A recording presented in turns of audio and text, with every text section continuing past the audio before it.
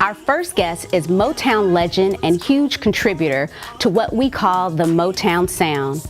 She and her group, the Andantes, sang background on thousands of songs. She sang with the greats like Marvin Gaye, the Four Tops, and the Supremes, just to name a few. Please welcome Miss LaVane Dimms. Hello, how are you? Hi, I'm doing great. How are you? Great. I am so happy that you are my guest today on In Contact. It's nice to have you here, Miss Dimms. Thank you. It's nice to be here. So tell me, how do you pronounce your first name? LaVane. LaVane Dimms. Yeah, it's a French name. French. LaVane. Thank you. Thank you very much. Thank you very much. So tell me, you are a member of the Andantes. Can you tell me a little bit about the group? Yes. The Andantes were the Andantes when I first got in. Okay. My partners were Jackie Hicks, who was the alto voice, Marlene Barrow Tate, who is the second soprano, and I am the first soprano. A couple of years ago, we lost Marlene, sadly. So there's just the two of us left. Now, your group was very instrumental during the civil rights movement and really the birth of Motown. Can you tell me a little bit about the group and who you may have worked with back in that era? Oh my gosh, there are so many people that the Andantes work with. Actually, we're on 20,000 records.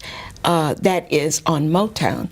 Outside of Motown, where we in the Funk Brothers, we did some outside stuff, But we sang with Mary Wells. Really? My Guy, that was the first one. Really? And from then just so many people.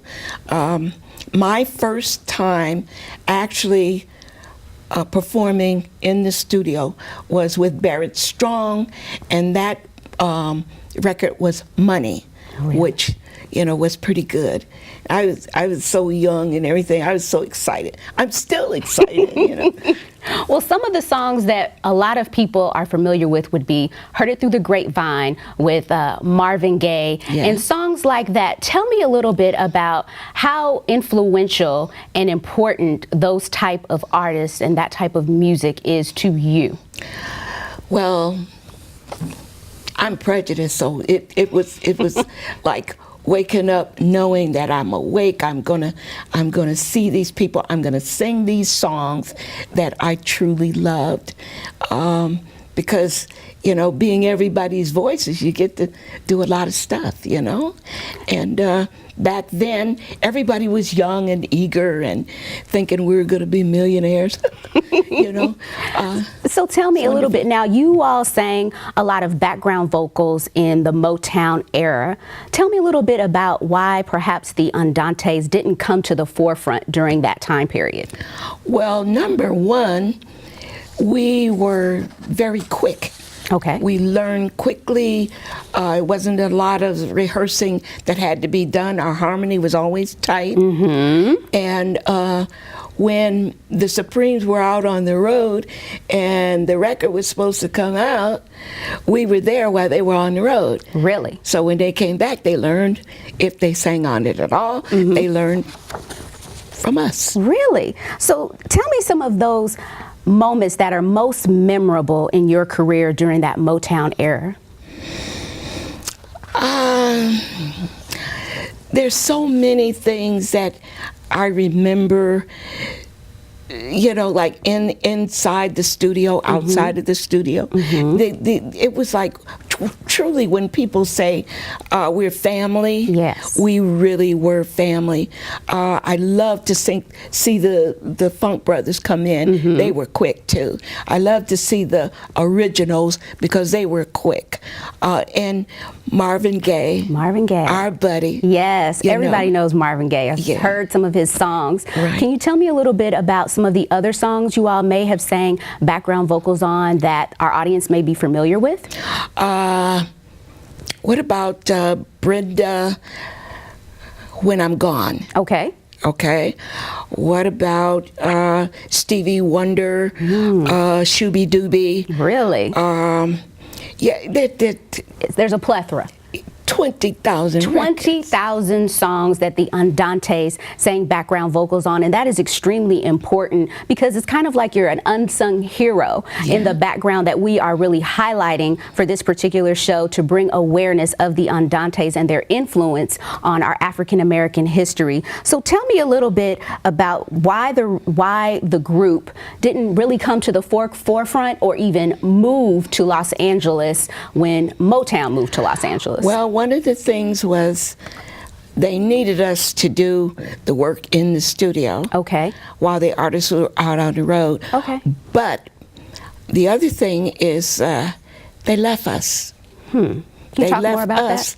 Like they left the Funk Brothers. You go to work one day, there's a sign on the door, and they weren't there. So how do you feel about that? Well, for years I was angry. Okay. Then I was hurt. Well, we all were. All of us were. But then again, there is a God, and He brings you through. Absolutely. And so right now, I know that you all are being recognized in Detroit, Michigan, at the Motown, where it's right there in Detroit, and there are posters and there are pictures of you all singing together. Can you tell me a little bit about why is music so important to you after you've gone through that period of singing over 20,000 songs and background vocals and not getting the recognition that you should have received, but now you're getting it now? Why is music so important to you? It's life itself. Absolutely. You know, when you wake up in the morning and you're still here, you got a song to sing.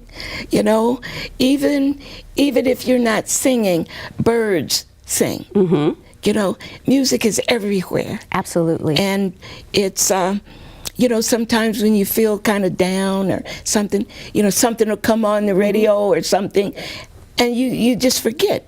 Absolutely. You know? Music can transcend race, culture, demographics, and so music is just influential across the world. Right. So are there any artists that are your favorites that you have deep down in your heart that you say, gosh, you know, that's somebody that I really admire as an artist, whether there be a musician or even a vocalist? Oh, there are many. Okay. There are many. Marvin Gaye, Tammy Terrell, the originals, just so many. And I loved Houston. Okay. Oh, I said, oh God, if I could sing like that. And you know what? Oh, and Gladys Knight. Gladys? Too. Yeah. Marvin Gaye said to me one time, he said, I mean, like you were there talking to Marvin Gaye. Yes, I was. And we lived right around the corner from each other. And not only that, but when he did what's going on in Washington, Kennedy Center, he called me and said, get the girls together. And we did a live show, the only one that we did with him. I mean, that's some historical content that we're sharing probably for the first time. So that's fantastic, Miss Dims. Yes, and guess what? What? When he was here the last time in Atlanta, he was in the crowd, and I said, Marvin, it's Louvain. He came over and he said, oh, hey, baby, how are you? And he kissed me. Yes, he did. He did? He did. Where did he kiss you? Well, now. All right, well, we'll leave that. We'll leave that there. We'll leave that there. Yeah. Do you have any advice for any emerging musical artists right now? What would you recommend, or any type of advice that you could share with them from your many years of experience in the music industry? Well, even now looking at things, you know, I knew how it was back then, but looking at it now, it's like they're dressing so that the younger kids that I'm trying to talk to think that they have to look like this. They think that they have to shake everything that's going. But they don't realize that things that were going can go, you know? Okay. And voice-wise, you know, rap is okay, I guess. I want to thank you for joining me on the sofa today and really sharing about the Andantes. Oh, thank you for having me. Thank you, Ms. Dims, for coming. Thank you. All right. Thank you. Thank you It's very been a pleasure. Thank you for being here. Child sex trafficking is the new American slavery. Did you know that there are nearly 250,000 children of color missing and no one is looking for them? In Atlanta, sex traffickers make over $32,000 a week selling a child's innocence. This is my 15-year-old daughter and my 17 and 13-year-old sons. I don't want my family or yours to be next. Learn how to keep your child safe from traffickers at OurChildren'sKeeper.org.